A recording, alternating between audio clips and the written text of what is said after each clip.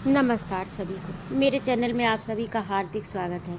आज मैं उपस्थित हूँ फणीश्वर नाथ रेणु की लिखी कहानी मारे गए गुलफाम अथवा तीसरी कसम का तीसरा और अंतिम भाग लेकर। तो आइए इसका कथानक प्रारंभ करें। इसी के साथ आज ये आपकी कहानी पूरी हो जाएगी।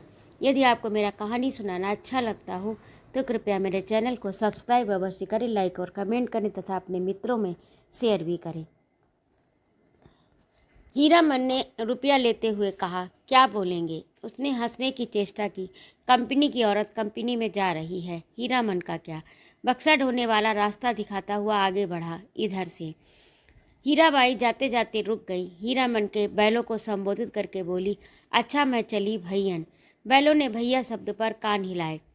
भाइयों, आज रात रौता संगीत कंपनी के स्टेज पर गुलवदन देखिए। गुलवदन, आपको ये जानकर खुशी होगी कि मथुरा मोहन कंपनी की मशहूर एक्ट्रेस मिस हीरा देवी, जिसकी एक एक अदा पर हजार जान फिदा हैं, इस बार हमारी कंपनी में आ गई हैं। याद रखिए, आज की रात मिस हीरा देवी गुलवदन। नौटंकी वालों के इस ऐलान से मेले की हर पट्टी में सरगर्मी फैल रही है। Hirabai, miss Hirabai, Laila Gulbadan film actress को मात करती हैं। तेरी वाकी अदा पर मैं खुद हूँ फिदा। तेरी चाहत को दिलवर बयां क्या करूँ, तेरी चाहत को दिलवर बयां क्या करूँ। यही ख्वाहिश है कि तू मुझको देखा करे और दिलो जान मैं तुझको देखा करूँ। किर किर कड़र कड़र, किर किर कड़र कड़र, घन घन धड़ाम। हर आदमी का दिल नगाड़ा हो गया है। लाल मोहर दौड़ता हाँफता बासा पर आया। ये हीरामन, यहाँ क्या बैठे हो? चलकर देखो, जय जयकार हो रहा है। मैं बाजा गाजा छापी फार्म के साथ हीराबाई की जय जयकार कर रहा हूँ। हीरामन हड़बड़ाकर उठा। लहसनबा ने कहा, धुन्नी काका, तुम बासा पर रहो, मैं भी देखाऊं। धुन्नी की बात कौन सुनता है। तीनों जन नौटंकी कंपनी की एलानिया पार्टी के पीछे पीछे चलने लगे। हर नुक्कड़ पर रुककर बाजा बंद करके ऐलान किया जाना है। ऐलान के हर शब्द पर हीरामन पुलक उठता है। हीराबाई का नाम, नाम के साथ अदा फिदा वगैरह सुनकर उसने लाल मोहर की पीठ थपथपा दी। धन्य है या नहीं? लाल मोहन ने कहा, अब बोलो, अब भी नौटंकी नहीं देखोगे क्या? सुबह से ही धनी राम और लाल मोहर समझा रहे थे, समझाकर हार चुके थे। कंपनी में जाकर भेंट कराओ। जाते जाते पुरसिस कर गई है। लेकिन हीरामन की बस एक बात, धत, कौन भेंट करने जाए? कंपनी की औरत कंपनी में गई, अब उसे क्या लेना देना, चीनेगी भी नहीं। वह मन ही मन रूठा हुआ था। ऐलान सुनने के बाद उसने लाल मोहर से कहा, जरूर देखना चाहिए। क्यों लाल मोहर? दोनों आपस में सलाह करके रौता कंपनी की ओर चले। खेमे के पास पहुंचकर हीरामन ने लाल मोहर को इशारा किया। पूछताछ करने का भार लाल मोहर के सिर। लाल मोहर कचरा ही बोलना जानता है। लाल मोहर ने एक काले कोट वाले से कहा, बाबू साहब जरा सुनिए तो। काले कोट वाले ने नाक भौं चढ़ाकर कहा, क्या है, इधर क्यों? लाल मोहर की कचराही बोली गड़बड़ा गई। तेवर देखकर बोला, गुलगुल नहीं, बुलबुल नहीं। हीरामन ने झट से संभाल लिया। हीरा देवी किधर रहती है, बता सकते हैं क्या आप? उस आदमी की आंखें हठात लाल हो गईं। सामने खड़े नेपाली सिपाही को पुकार कर कहा, इन लोगों को क्यों आने दिया इधर? हीरामन वही फेनू गिलासी आवाज किधर से आई? खेमे के पर्दे को हटाकर हीराबाई ने बुलाया। हीरामन, वही फेनू गिलासी आवाज़ किधर से आई? खेमे के पर्दे को हटाकर हीराबाई ने बुलाया। यहाँ आ जाओ अंदर। देखो बहादुर, इसको पहचान लो, ये मेरा है हीरामन, समझे? नेपाली दरबान हीरामन की ओर देखकर जरा मुस्कुराया और चला गया। काले कोट वाले से जाकर कहा, हीराबाई का आदमी है, यही नहीं रोकने वाला है ये। लाल मोहर पाल ले आया नेपाली दरबान के लिए। खाया जाए? इस एक नहीं 5 पास, चारों अठनियाँ। बोले कि जब तक मेले में हो रोज रात में आकर देखना, सबका ख्याल रखती है। बोली कि तुम्हारे और भी साथी हैं, सभी के लिए पास ले जाओ। कंपनी की औरतों की बात निराली होती है या नहीं पता नहीं। लाल मोहर ने लाल कागज के टुकड़ों को छूकर देखा। पास, वाह रे हीरामन भाई, लेकिन 5 पास लेकर क्या होगा? पलटदास तो फिर पलट कर आया ही नहीं अभी तक। हीरामन ने कहा, जाने दो अभागे को, तकदीर में लिखा ही नहीं। हाँ, पहले गुरु कसम खानी होगी सभी को कि गांव घर में ये बात एक पंछी भी न जान पाए।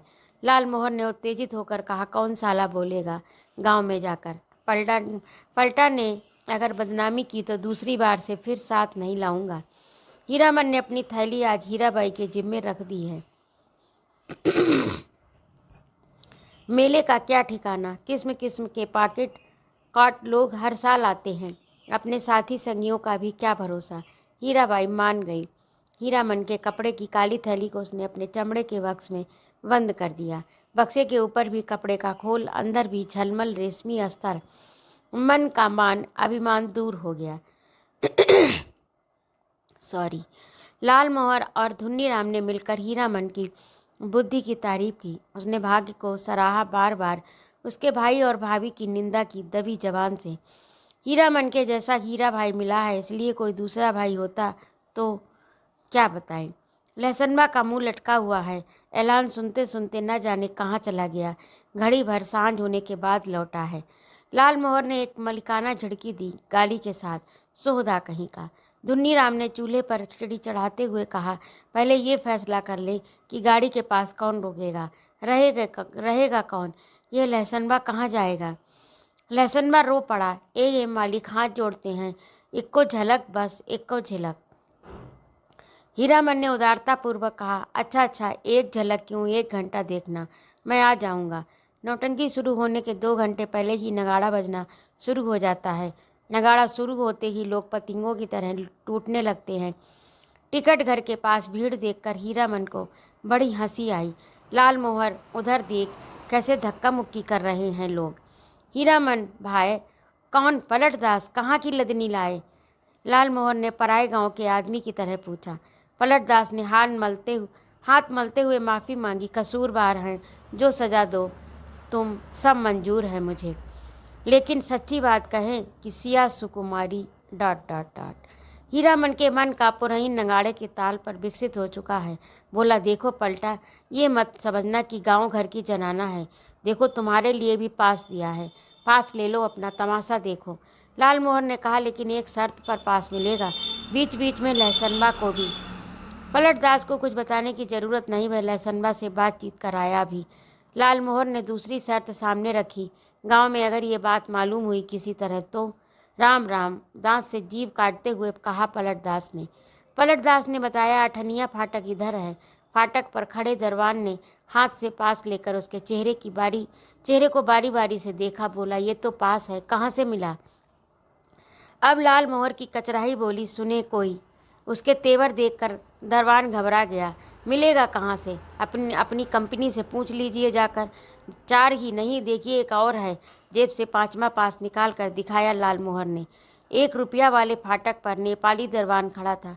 हीरामन ने पुकार कर कहा, ए सिपाही दाजू, सुबह को ही पहचानवा दिया था और अभी भूल गए। नेपाली दरबान बोला, हीराबाई का आदमी है सब, जाने दो, पास है तो फिर काहे को रोकता है। 8वां दर्जा। तीनों ने कपड़ घर को अंदर से पहली बार देखा। सामने कुर्सी बेंच वाले दर्जे हैं, पर्दे पर राम वन गमन की तस्वीर है। पलटदास पहचान गया। उसने हाथ जोड़कर नमस्कार किया। पर्दे पर अंकित राम, सिया, सुकुमारी और लखन लला को जय हो, जय हो। पलटदास की आंखें भर आईं। हीरामन ने कहा, लाल मोहर, छापी सभी खड़े हैं या चल रहे हैं। लाल मोहर अपने बगल में बैठे दर्शकों से जान पहचान कर चुका।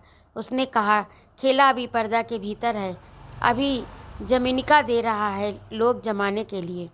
पलटदास ढोलक बजाना जानता है, इसलिए नगाड़े के ताल पर गर्दन हिलाता है, दिया सलाई पर ताल काटता है। बीड़ी आदान प्रदान करके हीरामन ने भी एक आध जान पहचान कर ली। लाल मोहर के परिचित आदमी ने चादर से देह ढकते हुए कहा, नाच शुरू होने में अभी देर है, तब तक एक नींद ले लें। सब दर्जा से अच्छा 8वां दर्जा, सबसे पीछे सबसे ऊंची जगह पर, जमीन पर गरम पुआल।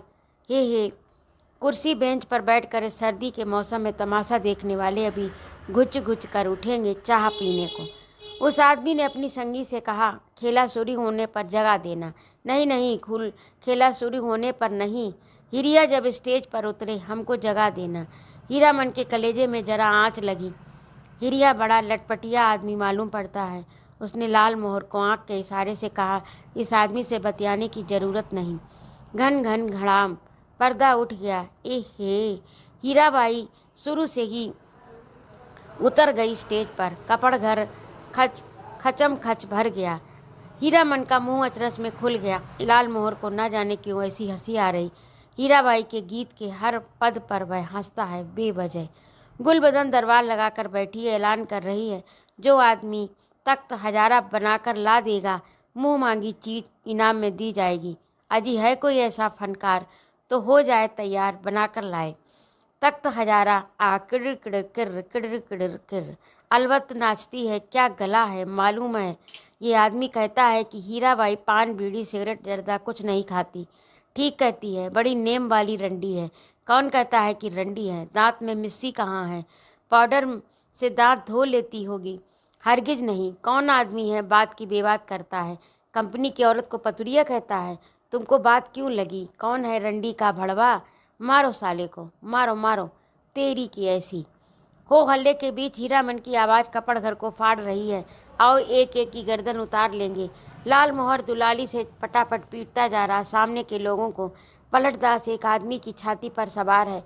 साला सिया सुकुमारी को गाली देता है, सो भी मुसलमान होकर। सॉरी। दुन्नी राम शुरू से ही चुप था। मारपीट शुरू होते ही कपड़ घर से निकलकर बाहर भागा। काले कोट वाले नौटंकी के मैनेजर नेपाली सिपाही के साथ दौड़े आए। दरोगा साहब ने हंटर से पीट पाट शुरू कर दी। हंटर खाकर लाल मोहर तिलमिला उठा। कचराही बोली में भाषण देने लगा। दरोगा साहब, मारते हैं मारिए, कोई हर्ज नहीं, लेकिन ये पास देख लीजिए। एक पास पॉकेट में भी है, देख सकते हैं हुजूर। टिकट नहीं, पास है। तब हम लोगों के सामने कंपनी की औरत को कोई बुरी बात करे तो कैसे छोड़ देंगे बताओ? कंपनी के मैनेजर की समझ में आ गई सारी बात। उसने दरोगा को समझाया, हुजूर मैं समझ गया, ये सारी बदमाशी मथुरा मोहन कंपनी वालों की है। तमाशे में झगड़ा खड़ा करके कंपनी को बदनाम नहीं हुजूर, बदनाम करना चाहते हैं। नहीं हुजूर, इन लोगों को छोड़ दीजिए, हीराबाई के आदमी हैं, बेचारे की जान खतरे में, हुजूर से कहा था ना। हीराबाई का नाम सुनते ही दरोगा ने तीनों को छोड़ दिया, लेकिन तीनों की दुआली छीन ली। मैनेजर ने तीनों को 1 रुपए वाले दर्जे में कुर्सी पर बैठाया। आप लोग यहीं बैठिए, पान भिजवा देता हूँ। कपड़ घर शांत हुआ। हीराबाई स्टेज पर लौट आई। नगाड़ा फिर घनघना उठा। थोड़ी देर बाद तीनों एक ही साथ धुन्नी राम का ख्याल आया। अरे धुन्नी राम कहाँ गया? मालिक ओ मालिक लहसनबा कपड़ घर से बाहर चिल्लाकर पुकार रहा था। ओ लाल मोहर मलिका, ओ लाल मोहर मालिक। लाल मोहर ने तार स्वर में जवाब दिया। इधर से उधर से, एक टकिया फाटक से। सभी दर्शकों ने लाल मोहर की ओर मुड़कर देखा। लहसनबा को नेपाली सिपाही लाल मोहर के पास ले आया। लाल मोहर ने जेब से पास निकाल कर दिखा दिया। लहसनबा ने आते ही पूछा, मालिक कौन आदमी क्या बोल रहा था? बोलिए तो जरा, चेहरा दिखला दीजिए उसकी, बस एक झलक। लोगों ने लहसनबा की चौड़ी और सपाट छाती देखी। जाड़े के मौसम में खाली देही, चेले चाटी के साथ हैं ये लोग। लाल मोहर ने लहसनबा को शांत किया। तीनों चारों से मत पूछिए, कोई नौटंकी में क्या देखा, किस्सा कैसे याद रहे। हीरामन को लगता है हीराबाई शुरू से ही उसी की ओर टकटकी लगाकर देख रही है, उसी को देखकर गा रही है, नाच रही है। लाल मोहर को लगता था हीराबाई उसी की ओर देखती है। वह समझ गई है, हीरामन से भी ज़्यादा पावर वाला आदमी है लाल मोहर। पलटदास किस्सा समझाता है। किस्सा और क्या, रामायण की ही बात है। बही राम, बही सीता, बही लखनलाल, बही रावण। सिया सुकुमारी को राम जी से छीनने के लिए रावण भी तरह तरह रूप धर कर आता है। राम और सीता का भी रूप बदल लेते हैं। यहाँ भी तख्त हजारा बनाने वाला माली का बेटा राम है। गुलबदन सिया सुकुमारी है, माली के लड़के का दोस्त लखन लला है, सुल्तान है रावण। धुन्नी राम को बुखार है तेज बहुत। लहसनबा को सबसे अच्छा जोकर का पार्ट लगा। चिरैया तोहके लेके न जइबे नरहट के बजरिया। वह उस जोकर की से दोस्ती लगाना चाहता है। नहीं लगाएगा दोस्ती जोकर साहब। हीरामन को एक गीत की आधी कड़िया हाथ लगी है। मारे गए गुलफाम। कौन था ये गुलफाम? हीराबाई रोती हुई गा रही थी। अजी हाँ, मारे गए गुलफाम, टिडर टिडर बेचारा गुलफाम। तीनों को दुआली वापस देते हुए पुलिस के सिपाही ने कहा, लाठी दुआली लेकर नाच देखने आते हो। दूसरे दिन मेले घर में यह बात फैल गई। मथुरा मोहन कंपनी से भाग कर आई है हीराबाई, इसीलिए इस बार मथुरा मोहन कंपनी नहीं आई, उसके गुंडे आए हैं। हीराबाई भी कम नहीं है, बड़ी खिलाड़ औरत है, तेरह तेरह देहाती लठत पाल रही है। वाह, मेरी जान भी है, कहे तो कोई मजाल है। 10 दिन 10 रात दिन भर भाड़ा ढोता हीरामन, शाम होते ही नौटंकी का नगाड़ा बजने लगता। नगाड़े की आवाज़ सुनते ही हीराबाई की पुकार कानों के पास मड़ाने लगती। भैया, मीता, हीरामन, उस्ताद, गुरुजी, हमेशा कोई न कोई बाजा उसके कान मन के कोने में बजता रहता दिन भर। कभी कभी हारमोनियम, कभी नगाड़ा, कभी ढोलक, कभी हीराबाई की पैजनी। उन्हीं साजों की गत पर हीरामन उठता बैठता चलता फिरता।